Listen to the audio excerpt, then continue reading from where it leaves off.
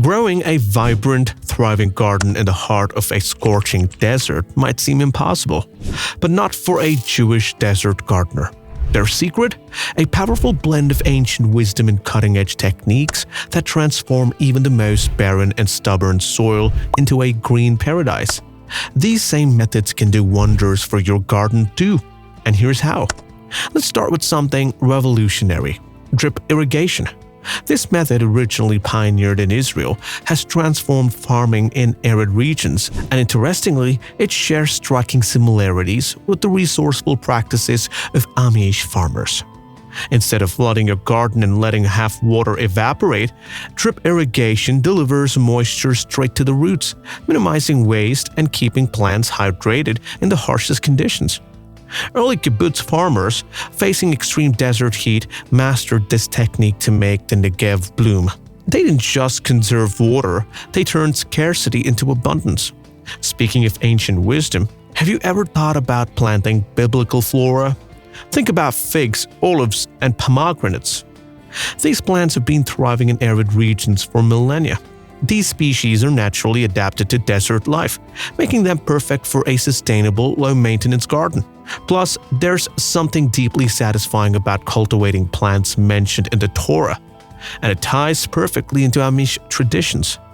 Water recycling is another approach that's rapidly gaining traction, particularly in regions where water scarcity is a pressing concern. Instead of allowing used household water, commonly known as gray water, to simply drain away, Jewish communities have adopted innovative methods to reuse these resources effectively. Gray water, which comes from sinks, showers, and washing machines, isn't dirty enough to be discarded, but isn't clean enough for drinking. By diverting and treating this water, it's repurposed to irrigate gardens, ensuring that every drop is put to good use. This practice isn't just about environmental consciousness, it's a testament to the resourcefulness that has long been embedded in Jewish agricultural traditions. It's a brilliant blend of modern technology and ancient wisdom, aligning perfectly with the Jewish principles of Tikkun Olam, which touches on repairing the world by conserving resources and minimizing waste. Shade structures are an indispensable component of desert gardening, providing an essential buffer between delicate plants and the unforgiving desert sun. If you've ever stood in the scorching heat of a desert afternoon, you know how relentless it can be. The intensity doesn't just affect people, it wreaks havoc on plants, causing them to wither and struggle under harsh conditions. That's why structures like pergolas, arbors, and shade trees are not just decorative additions but vital for maintaining a thriving desert garden. These structures do far more than just shield against the sun. Pergolas, with their open framework, often draped vines, filter sunlight perfectly, allowing them enough warmth to nourish plants while protecting them from harsh exposure. Speaking of nurturing growth, why not nourish this channel by hitting like and subscribe? Shade trees, on the other hand, offer a more natural canopy, cooling the soil and preventing evaporation. By preserving moisture, they ensure that even in dry environments, plants not only survive but thrive. What's fascinating how the Amish have adapted this technique over centuries. If you read about early Jewish settlements in the Negev desert, you'll realize that farmers planted date palms alongside crops to create natural shade canopies. These palm trees not only shielded the plants from intense heat, but also contributed organic matter to the soil as their leaves decomposed, enriching the earth over time. And that brings us to the underrated technique of soil enrichment. Desert soil tends to be sandy and nutrient-poor, but adding organic matter like compost or manure can transform it. This isn't just theory. Farmers in desert communities double their yields simply by enriching their soil. It's like giving your plants a buffer of nutrients. It's clear that the Amish have been inspired by the Jewish concept of Shimrat Hadamah, which is the obligation to protect and nurture the earth. It's remarkable to see how this principle is reflected in something as seemingly simple as providing shade. Next up, we have raised beds, which present an exceptional solution for overcoming inherent challenges of desert gardening. These elevated plots allow for superior management of soil composition and moisture retention, ensuring that nutrients remain concentrated where they're most needed, right at the roots.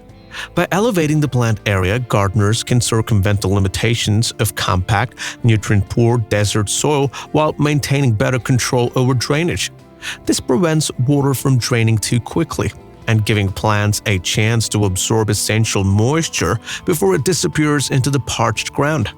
What makes raised beds particularly advantageous is their versatility. They can be customized in height and width, which means they're perfect for adapting to the needs of different plants. For example, vegetables like tomatoes and peppers thrive in deeper beds, while herbs and smaller plants just do fine in shallow ones. Earlier, Jewish farmers in arid regions would build terraced plots, which can be considered an ancient form of raised beds. This concept of terraced plot serves another purpose too, but more on that later. Before we get to one of the most important techniques used by the Jewish desert farmers, please make sure to hit that like and subscribe to the channel for more brilliant insights into how this remarkable community thrives against the odds. Now let's talk about one of the most underrated companions of raised beds: mulch.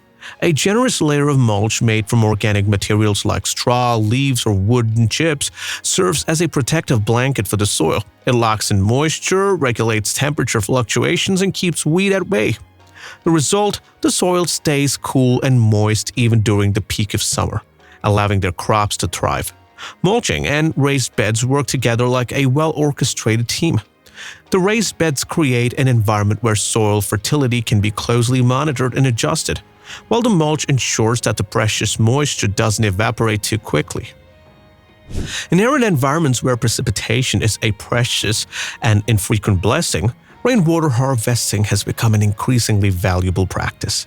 And that is why the Amish farmers live by this technique. It involves capturing, storing, and utilizing rainwater to irrigate gardens, replenish groundwater, and even sustain livestock in challenging climates.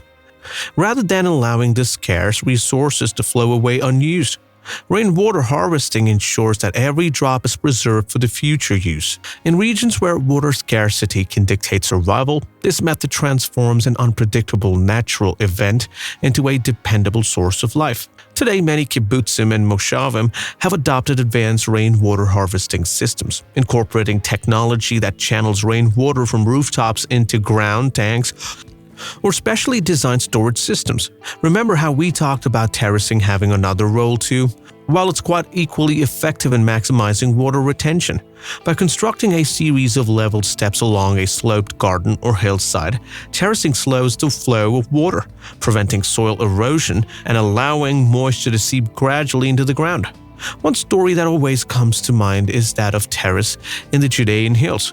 Jewish farmers carve out terraces along the steep slopes to prevent soil erosion while maximizing the absorption of rainwater. These terraces not only stabilize the land but also create fertile patches of soil where crops could thrive. Here's where things get even more fascinating. Brackish water cultivation. Brackish water cultivation is water that's saltier than fresh water but not as concentrated as seawater. In regions where fresh water is scarce and every drop counts, Israeli scientists have pioneered groundbreaking methods to cultivate crops using saline water. This remarkable innovation opens up new possibilities for desert agriculture in arid climates where traditional farming otherwise would be unsustainable. By harnessing the potential of brackish water, farmers can irrigate crops that are specially adapted to tolerate higher salinity levels, ensuring food production even in the harshest conditions. But it doesn't stop there. When you combine brackish water cultivation with solar energy integration, you're looking at a completely sustainable system that not only conserves water but also minimizes reliance on non-renewable energy sources. Many Jewish farming communities, particularly in kibbutzim across Israel, have incorporated solar-powered irrigation systems that harness the sun's energy to power water pumps and distribute water efficiently across the field. This fusion of advanced technology and age-old agricultural wisdom creates a self-sustaining cycle that meets the demands of both the environment and the community. And with that same aim of eliminating the use of fossil fuel, both the Amish and Jewish desert farmers intentionally chose a more hands-on approach. Amish farmers prefer to use manual tools and animal power, opting for horse-drawn plows and cultivating the land with methods that are gentler on the environment. This commitment to sustainable farming is not just a matter of practicality, it's a reflection of their values. where stewardship of the earth takes precedence over convenience. For those living in extreme unforgiving climates, where the environment poses constant challenges to cultivation, greenhouses offer a more remarkable solution. These enclosed structures provide a controlled environment that shields crops from harsh temperature fluctuations, strong winds, and excessive heat or cold. By regulating humidity and maintaining a constant climate, greenhouses enables plants to thrive in regions where open-air gardening would be nearly impossible. Interestingly, these greenhouses are often maintained through community collaboration, a hallmark of Jewish agricultural tradition. In many kibbutzim, families work together to manage greenhouse operations, ensuring that the crops receive the care they need. This communal approach reflects the principle of arivut, which is the idea that members of a community are responsible for one another's welfare. From ancient times to modern-day kibbutzim, gardening and farming have always been communal efforts. Sharing resources, knowledge, and labor strengthens bonds and ensures that everyone benefits. The Amish preserve self-reliance through seed exchanges, sharing heirloom varieties suited to their climate. This mirrors Jewish agricultural traditions, where planting aligns with the Jewish calendar. Festivals like Tu B'Shvat, the New Year for trees, highlight renewal and respect for the land, emphasizing a deep connection between nature and tradition. If these desert gardening hacks blew your mind, just wait until you discover 25 Jewish survival hacks from the desert that you should know, because thriving in harsh conditions takes more than just a green thumb. Like and share if you are ready to uncover ancient wisdom. And don't forget to subscribe for more fascinating insights.